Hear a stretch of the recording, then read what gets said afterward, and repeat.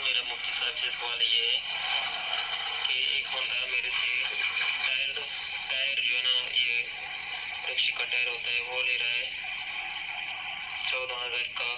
तो मैं इसको बोलता हूँ कि हर जो है ना दिन में मेरे को 100 रुपये देते जाएं, और जब तक ये हमारे टायर चलते जा रहे हैं आप हर रोजाना हमारे को जो है ना 100 रुपये देते जाएं।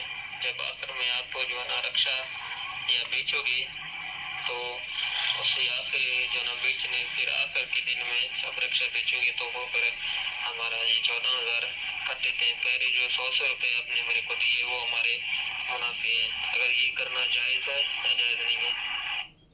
अस्सलाम वालेकुम रहमतुल्लाहि व बरकातुहू। भाई आपने सवाल किया कि आप टायरों का कारोबार करते हैं, तो किसी को आपने टायर दिया है रक्शे का, तो उसे कहा है कि ये 14,000 रुपये का है।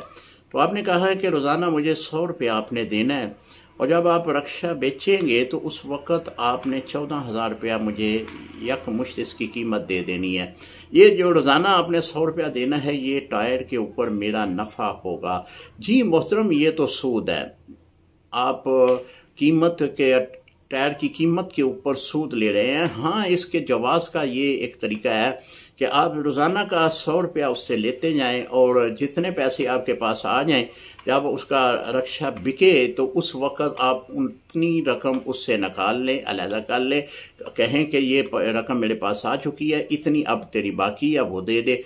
ये तो जायज़ है। लेकिन अगर आप ये कहें कि 100 रुपया जो है वो रोज़ाना की बुनियाद पे मुझे नफ़े की सूरत में देना है, तो ये खालिस सूद है। अस्सलामु अलैकुम रहमतुल्लाह।